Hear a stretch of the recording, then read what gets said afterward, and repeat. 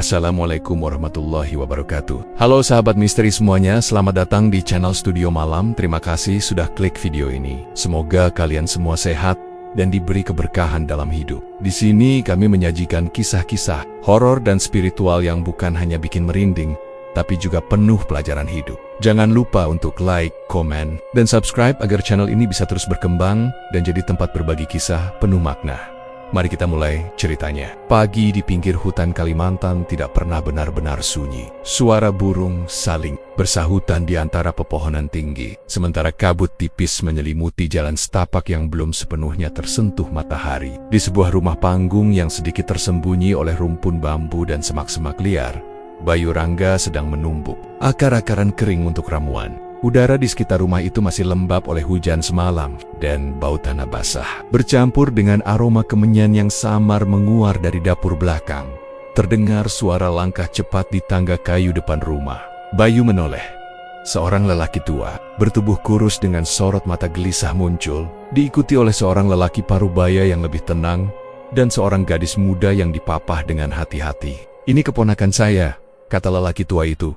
Damang, namanya Aisyah. Bayu mengangguk. Matanya tertuju pada Aisyah yang duduk lemah di bangku bambu yang sudah disiapkan Sidang, pembantu setianya. Usia Aisyah mungkin belum genap 17. Kulitnya kuning langsat, wajahnya lembut, dan sorot matanya seperti menyimpan sesuatu. Namun yang paling menarik perhatian Bayu adalah bagaimana tubuh gadis itu duduk tanpa beban di kakinya. Lututnya ditekuk rapi, tapi tidak ada kekuatan sedikit pun di sana. "Berapa lama dia seperti ini?" tanya Bayu sambil duduk di hadapan mereka.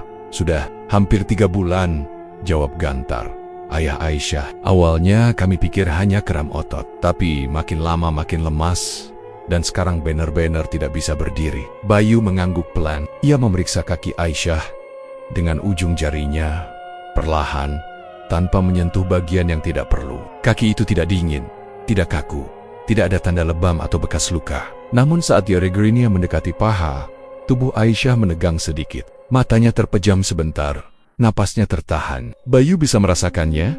Tidak sakit?" tanya Bayu datar. Aisyah membuka mata, tatapannya lurus ke arah Bayu, tapi tidak menjawab, hanya menggeleng kecil. Bayu mendekatkan wajahnya. "Ini bukan kelumpuhan biasa," katanya lirih. "Ini seperti dibungkus sesuatu yang tidak bisa dilihat." Damang menatap Gantar, lalu kembali menoleh ke Bayu. "Kau bisa menyembuhkannya?" Bayu tidak langsung menjawab. Ia menunduk, mengusap perlahan betis Aisyah, lalu berhenti di bawah lututnya. Ia menghela napas panjang. Tubuhnya diikat, gumamnya. "Ada belenggu, tapi bukan buatan manusia." "Belenggu?" tanya Gantar dengan suara tercekat. Bayu mengangguk. "Ini ikatan dari makhluk gaib, dan yang mengikatnya bukan sembarangan."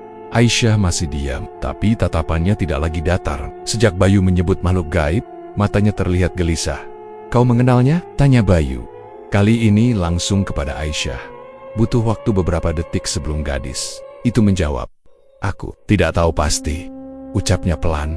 Bayu menyandarkan punggungnya ke dinding. Makhluk itu sudah lama mengincarnya, mungkin sejak kecil. Sekarang dia hanya menunggu waktu yang pas. Damang menunduk, tangannya mengepal. "Apa maksudmu menunggu waktu?" Bayu menatapnya tajam. Saat Aisyah cukup usia, makhluk itu ingin menikahinya.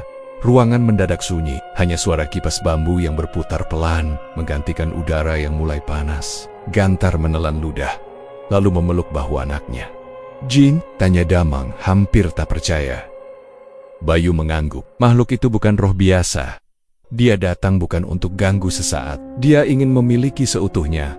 Aisyah menggigit bibir bawahnya. Mata gadis itu mulai berkaca. Bayu memerhatikannya tanpa mengalihkan pandangan. "Kau tahu siapa dia?" tanya Bayu lagi. Gadis itu diam, lalu berkata pelan, "Namanya Awang." Bayu bergeming. Nama itu terdengar halus, tapi tidak asing. Dia muncul di mimpi. "Tanya." "Bayu?" Aisyah mengangguk. "Kadang juga saat aku sendiri, tapi dia tidak pernah menyakitiku." Bayu mencondongkan tubuh. "Dia tidak menyakitimu secara kasar, tapi dia membuatmu lumpuh. Itu lebih dari cukup untuk menyebutnya berbahaya." Gantar menatap putrinya lama. "Kau tidak pernah cerita, nak." Aisyah menunduk. "Aku pikir itu hanya mimpi." Dia bukan mimpi. Dia nyata, dan sekarang dia tidak akan pergi begitu saja." Sidang masuk membawa air putih dan beberapa lembar daun sirih. Bayu mengambilnya, lalu duduk kembali. Ia menatap kaki Aisyah lalu berkata, "Kalau aku mulai, kau harus tenang. Jangan pikirkan dia. Fokus saja pada kakimu." Aisyah mengangguk. Meski wajahnya mulai pucat, Bayu menyentuhkan telapak tangannya ke lutut Aisyah. Suhu kulitnya normal, tapi ada tekanan yang tidak biasa, seperti menyentuh batu panas yang tak terlihat. Tangan Bayu bergetar sedikit, tapi ia tetap memejamkan mata dan membaca mantra pelan. Damang dan Gantar tidak banyak bicara. Mereka hanya saling menatap dengan cemas. Beberapa menit kemudian, Bayu menarik napas panjang dan membuka mata. Belenggunya kuat, ucapnya. "Aku tidak bisa melepasnya sekarang." Gantar terdengar kecewa. "Apa yang bisa kita lakukan?" Bayu bangkit. "Tunggu malam. Aku perlu waktu. Kalau aku paksa sekarang, bisa jadi tubuh Aisyah yang hancur." Aisyah tampak bingung. Ia memegang lengan ayahnya. Bayu berjalan ke belakang rumah. Namun sebelum masuk ke dapur, ia menoleh sekali lagi ke arah Aisyah. Pandangan mereka bertemu. Ada sesuatu yang tertahan di mata gadis itu. Bukan takut, bukan juga penyesalan, tapi seperti keinginan yang tak bisa diucapkan. Bayu membalik badan dan masuk ke dalam. Di ruang tengah, Damang memandang putrinya dengan wajah cemas. "Kau yakin dia tidak pernah menyakitimu?" bisiknya. Aisyah tidak menjawab. Ia hanya menghela napas pelan, lalu memejamkan mata. Angin dari jendela kecil mulai meniup tirai. Waktu siang sudah berganti senja. Tapi di ruangan itu, tidak ada yang bergerak. Bayu Rangga duduk sendiri di ruang belakang, merendam tangannya dalam air garam, mencoba menurunkan panas aneh yang masih terasa di telapak tangan kanannya. Sementara itu, suara aneh dari atap rumah mulai terdengar. Perlahan, pelan, tapi jelas. Namun Bayu tidak menoleh ke atas. Ia hanya menutup matanya perlahan, menahan berat di dalam dada yang belum bisa ia lepaskan. Suara dari atap itu belum berhenti. Bayu Rangga tetap duduk di ruang belakang dengan mata terpejam, menahan panas yang masih mengendap di tangannya. Tirai bambu di belakangnya bergerak sedikit terkena hembusan angin sore. Di ruang depan, Aisyah masih duduk diam. Gantar dan Damang tidak lagi berbicara. Ketegangan dari tadi belum benar-benar turun, dan hawa aneh yang menyelimuti rumah masih terasa meski tidak kentara. Bayu berdiri perlahan. Tubuhnya masih berat, tapi pikirannya mulai mengarah ke satu hal. Ia berjalan kembali ke ruang utama, menatap Aisyah yang kini duduk bersandar dengan mata menatap lantai. Wajah gadis itu tenang, tapi sorot matanya tidak. "Siapa dia sebenarnya?" tanya Bayu tanpa banyak basa-basi. Aisyah butuh waktu untuk menjawab. Gantar menatap putrinya, berharap gadis itu mau bicara jujur. Damang menarik napas dalam-dalam. "Awang," jawab Aisyah akhirnya. Namanya Awang. Bayu duduk di tikar, cukup dekat untuk mendengar detak napas gadis itu. "Kau mengenalnya dari mana?" Aisyah menggenggam ujung kain yang menutupi pahanya. Dia muncul dalam mimpi. Awalnya hanya berdiri di kejauhan, lama-lama duduk di sampingku. Kami mengobrol, tapi saat aku terbangun, aku tetap bisa mengingat wajahnya. Bayu menyandarkan punggung ke tiang kayu. Dia muncul hanya di mimpi. Aisyah menggeleng. Kadang aku juga melihatnya. Di halaman, di tepi dapur. Pernah sekali, saat aku mandi di sumur, aku merasa dia ada di balik pohon pisang. Gantar terperanjat. "Kenapa kau tidak pernah cerita?" Aisyah menunduk. "Karena dia tidak menakutkan. Dia tidak pernah menyakitiku." Bayu memejamkan mata sejenak. Suara gemerisik daun di luar seolah menjadi pengiring pembicaraan yang makin tegang. "Awang itu bukan manusia, Aisyah. Dia jin, dan yang lebih buruk, dia bukan jin biasa." Istaya tidak terlihat terkejut. Justru ada ketenangan aneh di wajahnya. "Aku tahu dia bukan manusia, tapi dia baik padaku." Bayu menatapnya tajam. "Kebaikannya membuatmu buta. Dia membuatmu percaya bahwa dia satu Satania yang peduli. Tapi pada saat yang sama, dia juga yang membuat kakimu tak bisa digunakan." Aisyah mengangkat wajahnya. Mata mereka saling bertemu. "Kau tidak tahu rasanya menjadi seperti aku. Semua orang memandangku dengan iba. Bahkan keluarga sendiri mulai menganggapku beban." Bayu menarik napas panjang. "Justru karena itu, kau mudah tertarik pada makhluk seperti Awang. Dia menawarkan perhatian, kau merasa diterima. Karena hanya dia yang membuatku merasa masih pantas disayangi." Balas Aisyah pelan. Suaranya rendah, tapi jelas. "Dan apakah kau mencintainya?" tanya Bayu. Aisyah tidak langsung menjawab. Ia menoleh ke jendela, matanya kosong. "Aku tidak tahu apa itu cinta. Tapi saat dia memelukku dalam mimpi, aku merasa tenang. Gantar memukul lututnya pelan. Astagfirullah. Bayu bergerak lebih dekat. Dia pernah menyentuhmu. Aisyah membisu. Wajahnya memerah, tapi tidak karena marah. Matanya turun ke lantai. Tangannya menggenggam kain lebih erat. Bayu tidak mendesak. Ia hanya menatap, menunggu jawaban. Jawab Aisyah, ini penting untuk keselamatanmu, kata Bayu lebih tenang. Gadis itu mengangkat wajahnya perlahan. Dia tidak pernah memaksa. Tapi kami sering berpelukan. Di mimpi, Aisyah mengangguk. Dan kadang dia mencium keningku, leherku. Suaranya mengecil, tapi dia tidak pernah menyakitiku. Bayu menggeser duduknya. Suasana di dalam rumah itu mendadak berubah.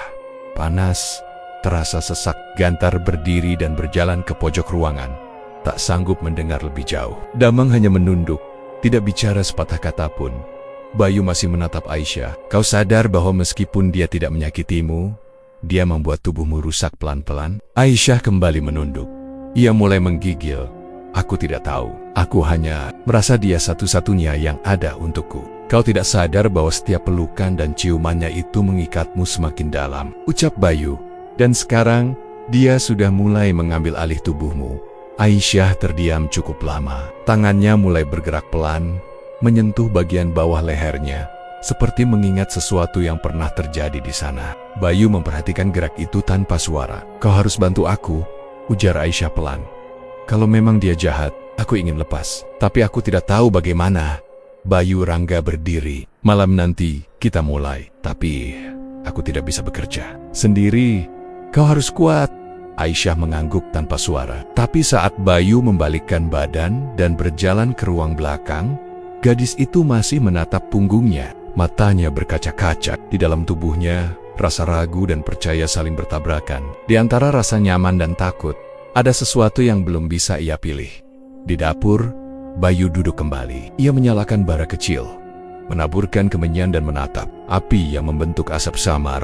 Kepalanya berat, bukan karena energi, tapi karena keraguan yang baru muncul. Rasa dingin di telapak tangannya belum hilang sepenuhnya. Tapi kini, sesuatu yang lebih rumit mengganggu pikirannya. Apakah Aisyah benar-benar ingin sembuh? Di ruang depan, Aisyah menarik napas dalam. Ia melirik ke arah tirai yang bergerak pelan. Angin dari celah lantai menyentuh mata kakinya yang tetap. Diam, tapi kali ini bukan tubuhnya yang terasa mati, melainkan isi kepalanya yang penuh suara-suara tak jelas. Bayu Rangga duduk bersila di ruang ritual yang hanya diterangi satu lampu minyak kecil. Asap kemenyan menyebar ke seluruh sudut ruangan. Dari balik dinding, samar-samar terdengar suara Aisyah berbicara dengan ayahnya. Tapi Bayu lebih fokus pada panas yang masih tersisa di telapak tangannya. Di dalam pikirannya, bayangan wajah Aisyah yang merah ketika menyebut nama Awang terus muncul. Ada sesuatu yang mengganggu pikirannya sejak tadi, bukan tentang ritual, tapi tentang kedekatan batin Aisyah dengan makhluk itu. Langkah Aisyah terdengar dari ruang depan. Damang mengantar putrinya masuk ke ruangan ritual. Gantar menunggu di luar. Aisyah duduk bersila di depan Bayu dengan selimut tipis membalut tubuhnya. Cahaya lampu kecil membuat kulit Aisyah tampak pucat. Keringatnya mengalir dari pelipis. Meski ruangan itu tidak panas, aku akan mulai, ucap Bayu pendek. Aisyah mengangguk. Ia menutup mata sesuai arahan Bayu. Bayu mulai membaca mantra dalam bahasa lama. Suaranya pelan, tapi dalam. Asap dari kemenyan menebal, lalu mulai bergerak pelan, membentuk pusaran di tengah ruangan. Bayu membuka botol kecil berisi air bunga dan meneteskan ke ubun-ubun Aisyah. Aisyah menarik napas pelan, tubuhnya sedikit bergetar. Apa yang kurasakan? Tanya Bayu tanpa menghentikan bacaannya. Ada angin dingin, jawab Aisyah pelan. Bayu melanjutkan mantranya. Suasana di dalam rumah mulai berubah. Angin masuk dari celah lantai. Tirai bambu bergoyang pelan, meski tidak ada jendela terbuka. Bayu memejamkan mata lebih dalam dan menguatkan bacaannya. Aroma kemenyan kini terasa tajam menusuk hidung. Tiba-tiba, Aisyah membuka mata dan menoleh ke pintu. Matanya membesar. Dia ada di sana, bisiknya. Bayu mengikuti arah pandang Aisyah. Sosok tinggi berdiri di ambang pintu, mengenakan baju putih panjang. Wajahnya tampan dan tenang. Mata sosok itu menatap Aisyah, seolah ingin memeluknya dengan pandangan. Bibirnya tersenyum tipis. Bayu tetap diam, tidak bereaksi. Awang, suara Aisyah lirih. Sosok itu melangkah pelan, tetap berdiri di luar pintu. Suaranya terdengar lembut, tapi jelas, sayang, ikutlah denganku. Di luar lebih tenang, tidak ada yang akan menyakitimu. Aisyah bergerak, tangannya menyingkap selimut, tubuhnya sedikit maju. Bayu melihat gerakan itu. Ia tahu Aisyah sedang dalam keadaan setengah sadar. Tubuhnya terpengaruh suara makhluk itu. "Aisyah, jangan bergerak," kata Bayu tegas. Tapi Aisyah terus mencoba mendekat. Tubuhnya yang biasanya lemah, kini mampu menyeret perlahan ke arah pintu. Matanya tidak berpaling dari sosok Awang. Nafasnya cepat, tapi bukan karena takut. Seperti rasa rindu, Bayu menggeram dalam hati. Ia membaca mantra lebih cepat, lalu mengambil sejumput bunga kering dan melempar ke arah pintu. Angin berputar. Seketika wajah sosok tampan itu berubah. Mata Awang membesar, hidungnya mengembang, bibirnya tertarik sampai ke pipi, membentuk wajah tak manusiawi. Kulitnya menghitam, dan tubuhnya memanjang aneh. Ia mendesis marah, lalu menggeram. Aisyah menjerit keras dan mundur terburu-buru. Tubuhnya menabrak dinding belakang. Keringat dingin membasahi wajahnya. Damang dan Gantar berlari masuk dari ruang luar. Mereka membeku melihat sosok mengerikan berdiri di depan pintu rumah. Makhluk itu tidak bisa masuk, tapi tubuhnya menekan. Angin masuk ke dalam. Tirai berkibar keras. Kendi pecah, dan lampu hampir padam. Aroma anyir menyebar dengan cepat. Gantar memeluk Aisyah yang masih menangis gemetar. Damang berdiri di depan mereka, tak bisa berkata apa-apa. Bayu masih duduk bersila, matanya merah, keringat menetes dari pelipisnya. Mantranya belum selesai. Awang menggeram sekali lagi, suaranya seperti dari dasar sumur. Ia mencakar udara, seolah mencoba menembus batas tak terlihat. Tapi tubuhnya terpental mundur. Ia tidak bisa masuk, dia terikat batas. Ujar Bayu pelan. Selama tidak ada yang membiarkannya masuk, dia hanya bisa berdiri di sana. Aisyah menangis pelan. Tubuhnya masih gemetar. Suaranya seperti tidak percaya. "Itu bukan Dayat, bukan yang selama ini menemuiku." Bayu berdiri perlahan. Ia mengambil air bunga dan menaburkannya ke arah pintu. Sosok Awang mendesis kesakitan, lalu mundur beberapa langkah. Pandangannya masih tertuju pada Aisyah. Ia tidak pergi, tapi tidak bisa mendekat lagi. "Dia memang Awang, hanya saja kau baru melihat wujud aslinya," ujar Bayu. Aisyah tidak menjawab. Matanya terus menatap pintu, seperti masih berharap sosok itu berubah kembali menjadi lelaki yang dulu membuatnya merasa dicintai. Lampu minyak akhirnya padam. Rumah hanya diterangi cahaya bulan dari celah atap. Tidak ada yang bicara. Tidak ada yang Bayu menutup pintu dengan pelan, lalu mengunci dari dalam. "Dia belum pergi," ucap Bayu pelan. Gantar membawa Aisyah masuk ke kamar belakang. Damang duduk lemas di pojok ruangan. Bayu berdiri sendiri di ruang tengah, menatap pintu kayu yang kini kembali diam. Tapi angin dari luar masih terasa, membawa hawa aneh yang tidak biasa.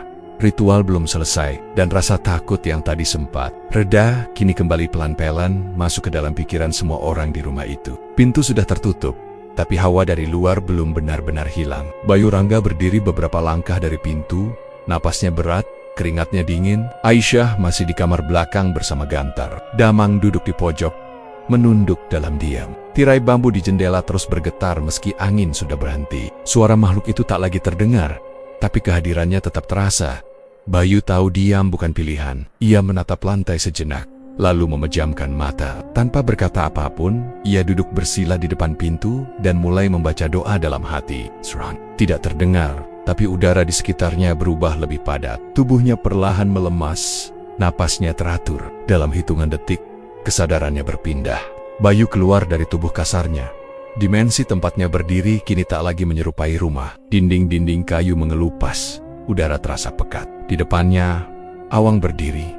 Tubuhnya jauh lebih besar dari sebelumnya. Kulitnya gelap dan berkilat, seperti dibasahi darah. Di atas kepalanya, sepasang tanduk melengkung mencuat tajam. "Jadi kau memilih jalan ini?" Suara Awang berat bergema di udara yang kosong. Bayu tidak menjawab. Ia hanya melangkah pelan.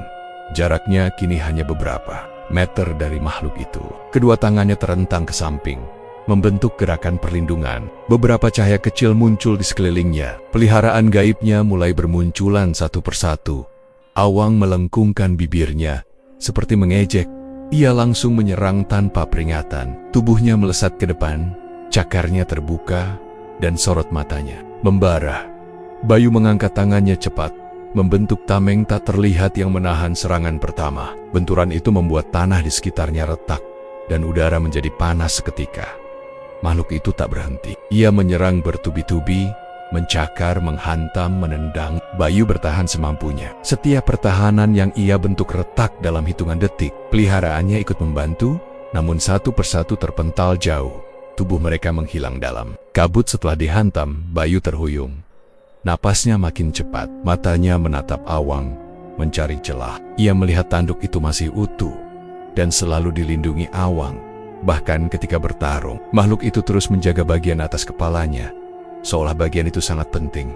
Bayu mengatur napas. Ia menciptakan pusaran energi dari telapak tangannya dan melemparkan langsung ke tubuh Awang. Makhluk itu mundur beberapa langkah. Saat itulah Bayu melesat ke depan, melompat dan mengarah ke tanduk. Tangannya siap menghantam.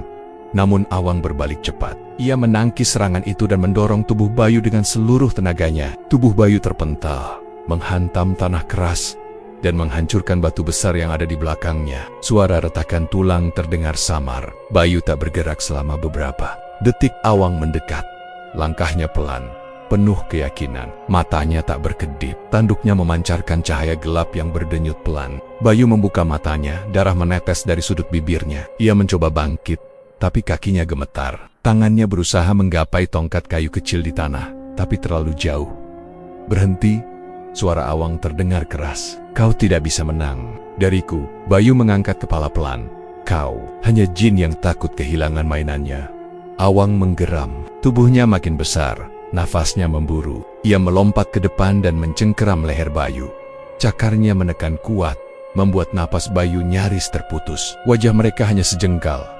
Mata Bayu membelalak, tapi tidak melemah. Ia membaca mantra dalam hati. Secepat yang ia bisa sambil bortehan, menahan cengkeraman itu. Energi panas keluar dari tubuh Bayu, tapi tidak cukup untuk membuat Awang mundur. Makhluk itu menggertakkan gigi. Aku akan ambil dia, tak ada yang bisa menghalangi. Bayu mencoba merapal mantra lagi, tapi suaranya terhenti. Kesadarannya mulai kabur, pandangannya berkunang.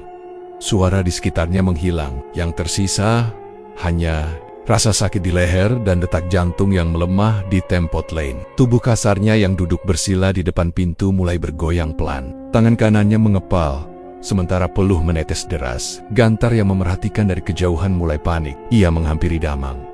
Dia kenapa itu? Bisik Gantar gugup. Damang hanya menggeleng. Aku tidak tahu. Di dimensi itu, Bayu masih terjun. Peliharaan gaib terakhirnya mencoba membantu, namun ditendang jauh oleh Awang. Bayu mulai kehilangan kekuatan. Mantranya terputus. Tangan kirinya menggantung lemah, tak bisa bergerak. Awang mempererat cengkeramannya. Kau sudah selesai. Bayu menatap makhluk itu sekali lagi. Dalam pikirannya, hanya satu yang terpikir Aisyah. Gadis itu masih percaya bahwa makhluk ini baik. Jika ia kalah di sini, semua akan berakhir tanpa perlawanan. Tangannya kembali menggenggam. Mulutnya bergerak pelan. Satu baris doa keluar lirih. Doa yang terakhir ia pelajari dari gurunya bertahun lalu dan belum pernah ia gunakan. Tangan Awang mulai panas, tapi tak seberapa. Cengkeramannya belum lepas. Bayu mencoba bangkit dari dalam tubuh lemahnya, tapi tak cukup tenaga. Dunia sekitarnya memudar. Dimensi tempat mereka bertarung mulai retak seperti kaca. Tapi tubuhnya tetap tak bisa bergerak bebas. Tenaganya telah di ujung. Matanya mulai memudar. Pandangannya gelap, dan dalam kegelapan itu, ia hanya bisa mendengar satu suara. Suara langkah seseorang mendekat. Langkah itu cepat, tegas, dan berat. Tapi belum terlihat siapa yang datang. Bayu tak lagi bisa membuka mulut, tak bisa menoleh. Hanya rasa panas di dadanya yang belum mati. Dan detik itu, waktu berhenti. Langkah berat itu terdengar semakin dekat. Dalam kesadaran yang nyaris hilang, Bayu Rangga masih bisa merasakan tekanan di lehernya. Nafasnya tersendat, tubuhnya tak lagi sanggup melawan. Namun saat ia hendak pasrah, cengkeraman Awang terlepas. Tiba-tiba digantikan benturan keras dari arah samping.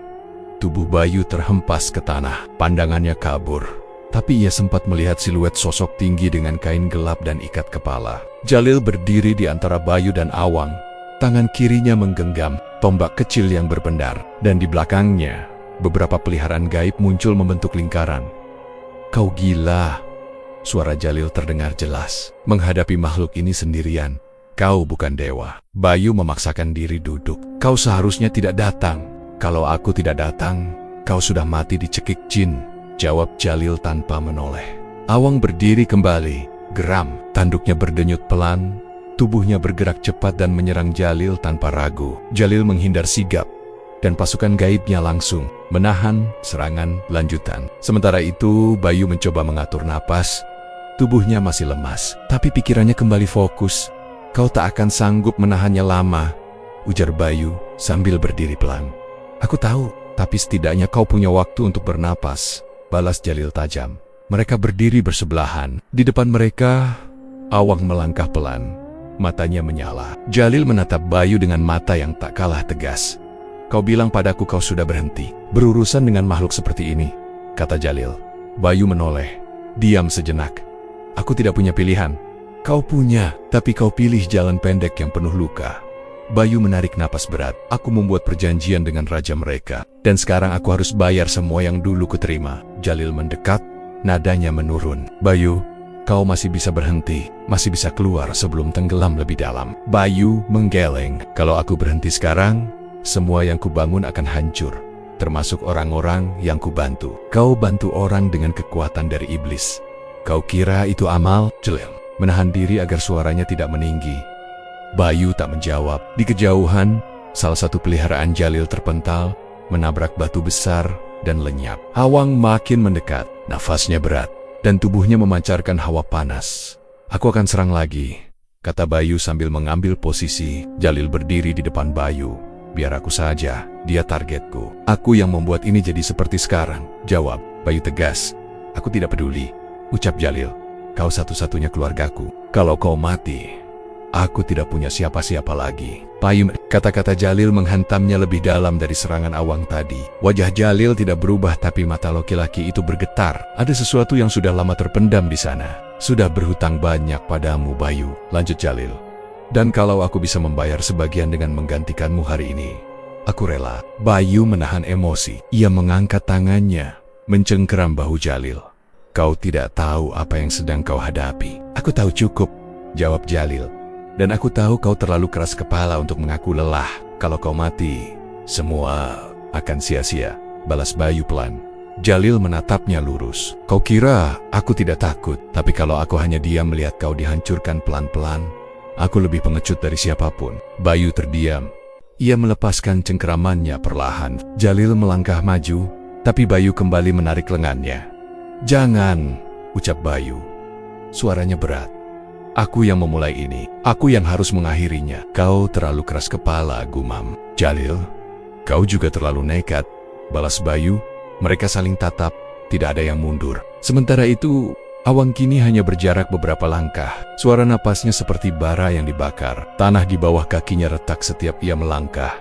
Bayu akhirnya melangkah maju. Jalil hendak menahan, tapi Bayu menoleh dengan tatapan yang membuat Jalil ragu. Aku tidak akan mati di sini, kata Bayu datar. Jalil masih menatapnya. Pelan-pelan, ia mundur beberapa langkah, tapi langkahnya berat.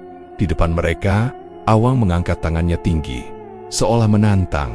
Cahaya gelap dari tanduknya kembali menyala, dan malam itu, tanpa suara, tanpa seruan perang, Bayu Rangga kembali, berdiri di hadapan sesuatu yang bisa saja menghapus dirinya dari dunia.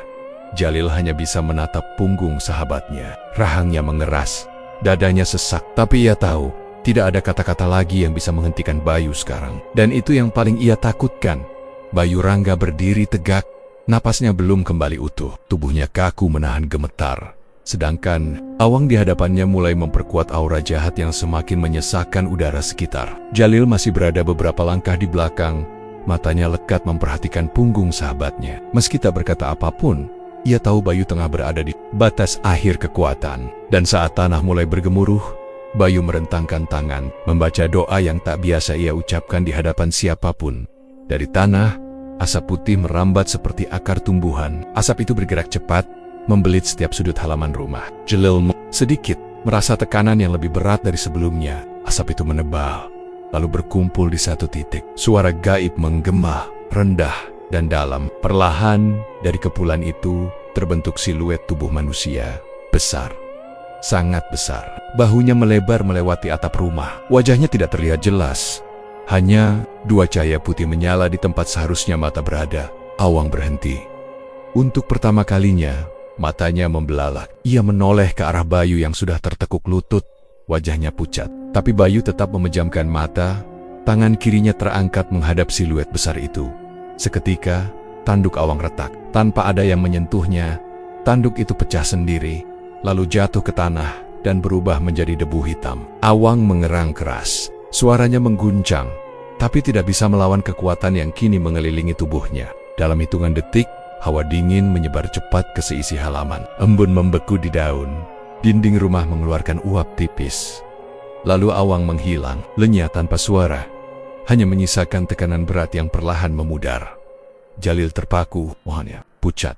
Ia menatap Bayu yang masih diam di tempat. Bayu akhirnya membuka mata, namun tubuhnya limbung. Jalil segera menghampiri dan memegangi lengannya.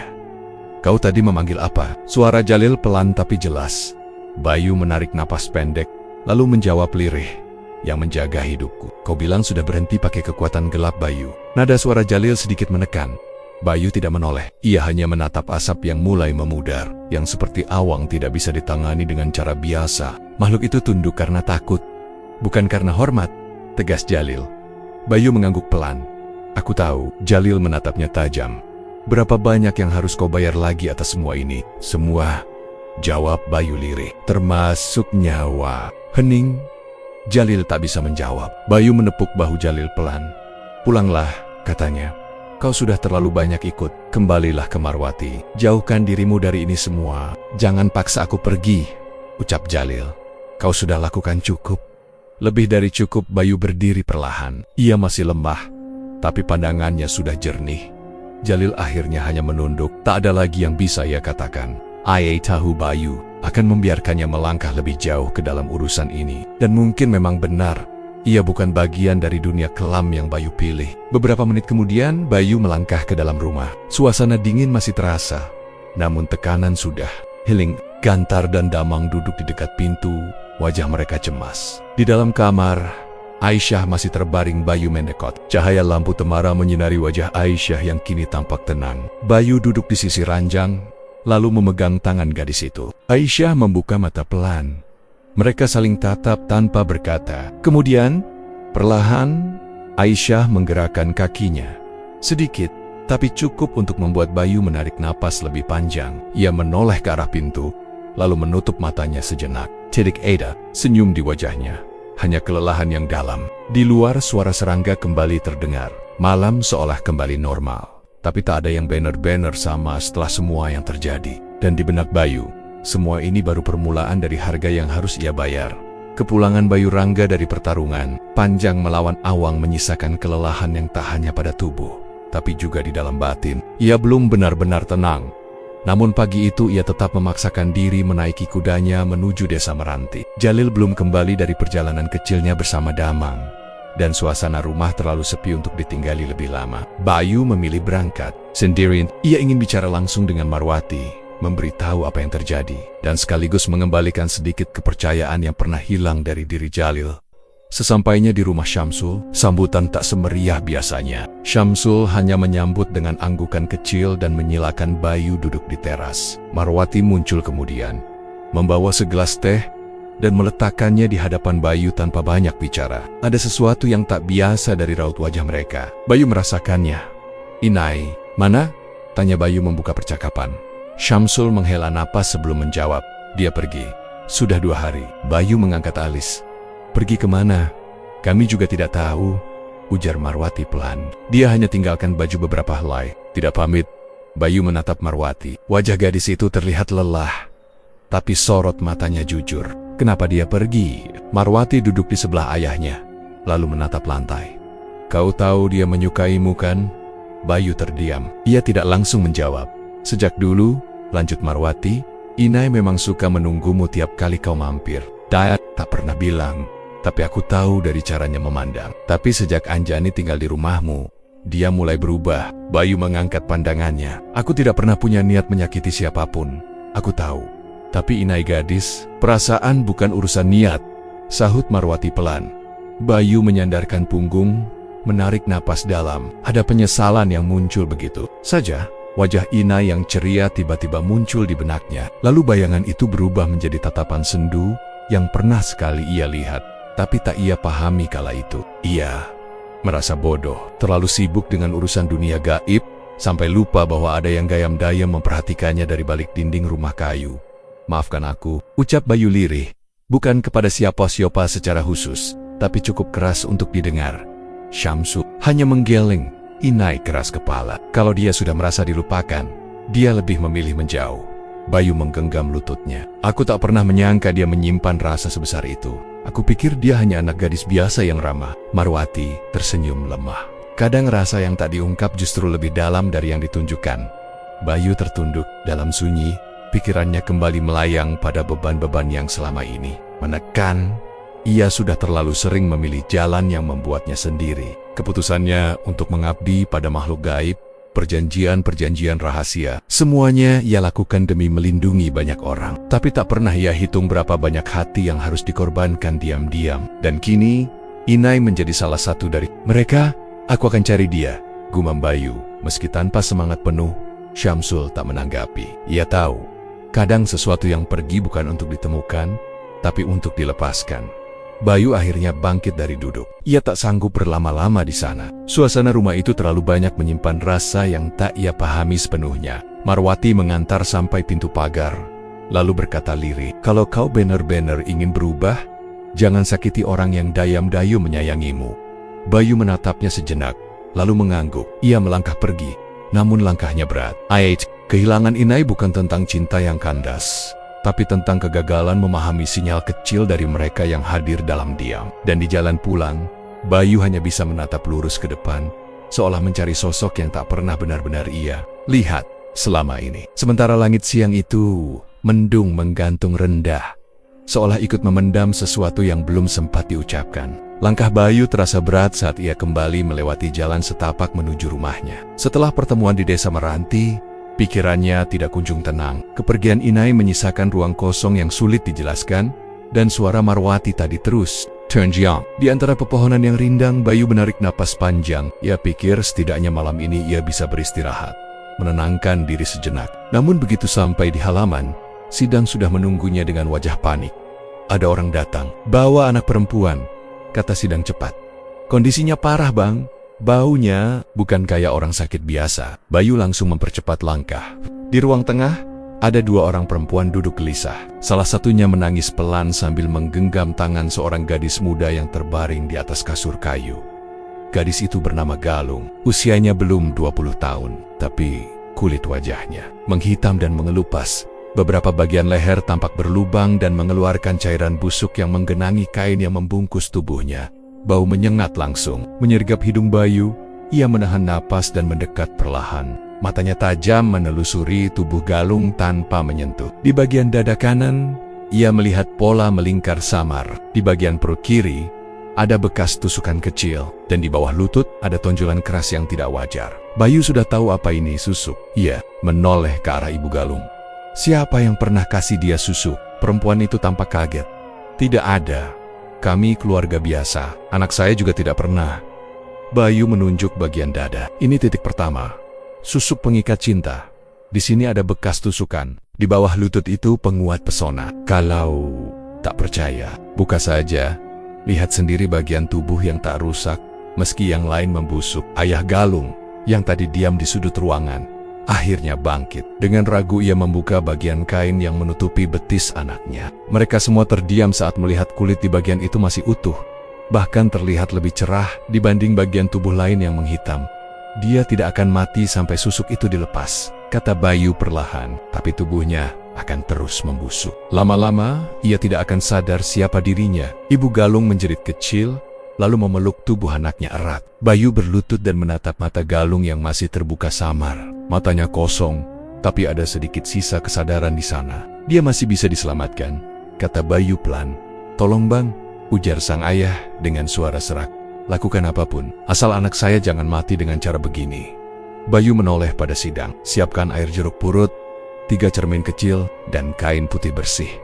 Kita mulai malam ini juga. Nyawanya bisa jadi taruhannya," gumam Bayu sambil menatap lekat ke mata Galung. Kalau dia bertahan, berarti dia masih diizinkan kembali. Suasana ruang mendadak tegang. Cahaya lampu minyak yang bergoyang tertiup angin menambah suramnya suasana. Ibu Galung menangis tanpa suara, menggenggam tangan putrinya yang mulai gemetar. Bayu berdiri dan melangkah ke dalam untuk bersiap. Tapi di balik ketegasan wajahnya, pikirannya berdenyut cepat. Sudah terlalu banyak ia melihat tubuh-tubuh yang rusak karena melanggar batas. Dan malam ini, ia harus kembali berhadapan dengan salah satu yang paling rumit. Dalam batinnya, Bayu hanya berharap Galung masih cukup kuat menanggung rasa sakit yang akan datang.